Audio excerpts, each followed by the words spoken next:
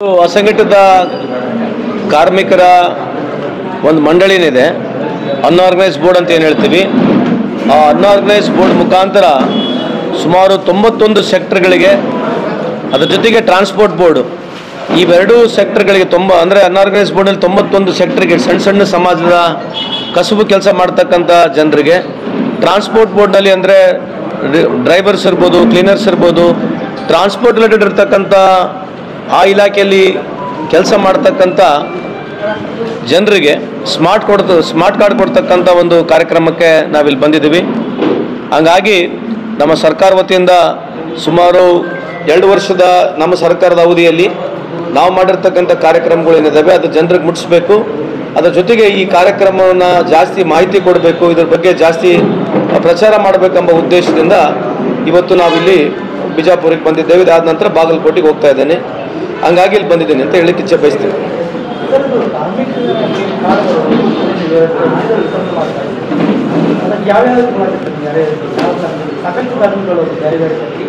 ಅದೇ ರೀ, ಇವತ್ತು ಅದೇ ಹೇಳ್ತಾ ಅನ್ಆರ್ಗನೈಸ್ ಬೋರ್ಡ್ನಲ್ಲಿ ಸುಮಾರು 91 ಸೆಕ್ಟರ್ಗಳಿದ್ದಾವೆ. ಟ್ರಾನ್ಸ್ಪೋರ್ಟ್ ಬೋರ್ಡ್ನಲ್ಲಿ ಟ್ರಾನ್ಸ್ಪೋರ್ಟ್ ರಿಲೇಟೆಡ್ ಗ್ಯಾರೇಜ್ ಮೆಕ್ಯಾನಿಕ್ಸ್ಗಳು, ಡ್ರೈವರ್ಗಳು, ಆಟೋ ರಿಕ್ಷಾ ಡ್ರೈವರ್ಗಳು, 407 ಓಡಿಸ್ತಕ್ಕಂಥ ಡ್ರೈವರ್ಗಳು, ಬಾಡಿ ಬಿಲ್ಡಿಂಗ್ ಮಾಡ್ತಕ್ಕಂಥವ್ರು, ಟ್ರಾನ್ಸ್ಪೋರ್ಟ್ ರಿಲೇಟೆಡ್ ಇವನ್ ಲಾಜಿಸ್ಟಿಕ್ಸ್ ಕಂಪ್ನಿನಲ್ಲಿ ಇವನ್ ಆಫೀಸ್ ಕೆಲಸ ಮಾಡ್ತಕ್ಕಂಥವ್ರು, anything related to transport and ಲಾಜಿಸ್ಟಿಕ್ಸ್ನಲ್ಲಿ ಕೆಲಸ ಮಾಡ್ತಕ್ಕಂಥವ್ರಿಗೆ ಟ್ರಾನ್ಸ್ಪೋರ್ಟ್ ಬೋರ್ಡ್ನಲ್ಲಿ ಕಾರ್ಡ್ ಕೊಡ್ತಾ ಇದ್ದೀವಿ. ಅನ್ಆರ್ಗನೈಸ್ ಬೋರ್ಡ್ನಲ್ಲಿ ಸುಮಾರು 91 ಸೆಕ್ಟರ್ ಜನಗಳಿಗೆ ಕಾರ್ಡ್ ಕೊಡ್ತಾ ಇದ್ದೀವಿ.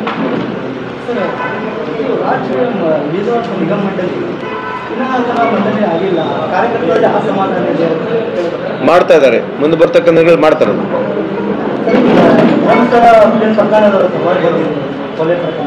SIT ಕನ್ಸ್ಟಿಟ್ಯೂಟ್ ಆಗಿದೆ, ಅದರ ಬಗ್ಗೆ ಮಾತನಾಡಿದ ನಾನು ಸರಿ ಅನಿಸಲ್ಲ.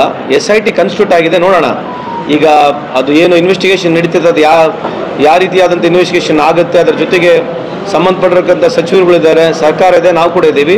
ಕಾದು ನೋಡೋಣ. ಬೇರೆ ಪ್ರಶ್ನೆ ಹೇಳಪ್ಪ ಸರ್. ಲಾಸ್ಟ್ ಟೈಮ್ ನೀವು ಬಿಜಾಪುರಕ್ಕೆ ಬಂದಾಗ ಗೋದಾವರಿ ಕಡೆ ಲೇಬರ್ಸ್ಗಳು ಇದ್ದಾಗ ಲೇಬರ್ಸಿಗೆ ಒಂದು ಜಾಗ ಇಲ್ಲ ಅಂತ ಹೇಳಿ ಒಂದು ಕಂಪ್ಲೇಂಟ್ ಮಾಡಿದ್ರು. ಆದರೆ ಈ ಸತೇನು ಲೇಬರಿಗೆ ಜಾಗ ಇಲ್ಲ, ಬಸ್ಗಳು ಬರ್ಬೇಕಂದ್ರೆ ಅಲ್ಲಿ ದಾರಿ ಇಲ್ಲ. ಅವರಿಗೆ ಹಂಗೆ ಈಗ ಏನು ಮಾಡ್ಬೇಕಂತ ಹೇಳಿ ಒಂದು ಜಾಗ ಬೇಕಂತ ಹೇಳಿ ಅವ್ರದ್ದು ಬೇಡಿಕೆ. ಯಾವ ಲೇಬರಿಗೆ ಜಾಗ ಬೇಕು? ಆ ಕಡೆ ಗೋದಾವರಿ ಕಡೆ ಕಾರ್ಮಿಕರು ಇದ್ದಾರೆ. ನಮ್ಗೆ ಯಾರು ಅರ್ಜನೆ ಕೊಟ್ಟಿದ್ದು? ಏನು ಗೋದಾವರಿ ಅಂತೇಳಿ ಒಂದು ಹೋಟೆಲ್ ಇದೆ ಸರ್, ಅಲ್ಲಿ ಜಿಲ್ಲೆಯಿಂದ ಎಲ್ಲ ಲೇಬರ್ ಜನ ಬಂದು ನಿಂತ್ಕೊಳ್ತಾರೆ. ಬಂದ್ಬಿಟ್ರೆ ಬೆಳಗ್ಗೆ ಎಲ್ಲೆಲ್ಲಿ ಸಿಟಿಯಲ್ಲಿ ಕೆಲಸಕ್ಕೆ ಹೋಗ್ತಾರೆ. ನಾವು ಇತ್ತೀಚೆಗೆ ಬಂದ ಸುಮಾರು 10 ಜಾಗದಲ್ಲಿ 10 ಜಿಲ್ಲೆಗಳಲ್ಲಿ ಟ್ರಾನ್ಸಿಟ್ ಅಕಾಮಿಡೇಷನ್ ಮಾಡಿದ್ದೀವಿ. ಟ್ರಾನ್ಸಿಟ್ ಅಕಾಮಿಡೇಷನ್ ಕನ್ಸ್ಟ್ರಕ್ಷನ್ ಬೋರ್ಡಿಂಗ್ ಮಾಡಿದ್ದೀವಿ. ಈ ಜನರು ನಮಗೆ ಟ್ರಾನ್ಸ್ಪೋರ್ಟ್ ಬೋರ್ಡ್ ರಿಲೇಟೆಡ್ ಇರೋಂಗಿಲ್ಲ, ಕನ್ಸ್ಟ್ರಕ್ಷನ್ ಬೋರ್ಡ್ ರಿಲೇಟೆಡ್ ಇಲ್ಲ ಅಂತಂದರೆ ನನ್ನ ಈ ಅನ್ಆರ್ಗನೈಸ್ ಬೋರ್ಡ್ನಲ್ಲಿ ಇಲಾಖೆಯಲ್ಲಿ ದುಡ್ಡಿಲ್ಲ. ನೀವು ಯಾವ್ದು ಸ್ಪೆಸಿಫಿಕ್ ಆಗಿ ಹೇಳ್ತೀರಿ, ಯಾವ ಜಾಗ ಅಂತಿದ್ರೆ ನಾನು ಅದನ್ನ ಪರಿಶೀಲನೆ ಮಾಡ್ಬೋದು. ಅವ್ರು ನಿಂದ್ರ ಸಲುವಾಗಿ ಜನರಿಗೆ ತೊಂದರೆ ಆಗಲಿಕ್ಕೆ, ಜನರು ಅಲ್ಲಿ ನಿಂದಿರ್ಬೇಕಂದ್ರೂ ಆಗೋತ್ತೈತಿ, ಬಸ್ಗಳು ಹೊರಗಿಂತ ಹೊಂಟಾವ. ಹೌದಪ್ಪ, ಅದಕ್ಕೆ ನಮ್ಮ ಇಲಾಖೆಯಿಂದ ಖರ್ಚು ಮಾಡತಕ್ಕ ಅವಶ್ಯಕತೆ ಇರಲ್ಲಪ್ಪ.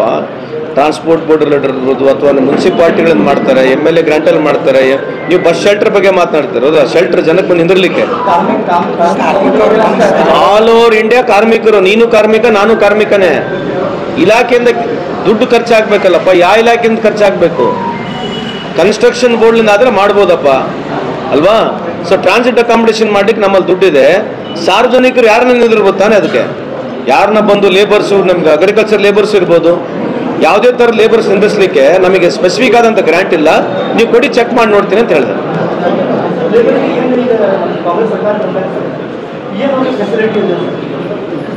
ನೀವು ಅಲ್ಲಿ ಬರ್ತಿರಲ್ಲ ಕಾರ್ಯಕ್ರಮಕ್ಕೆ, ಹೇಳ್ತೀವಿ ಬನ್ನಿ.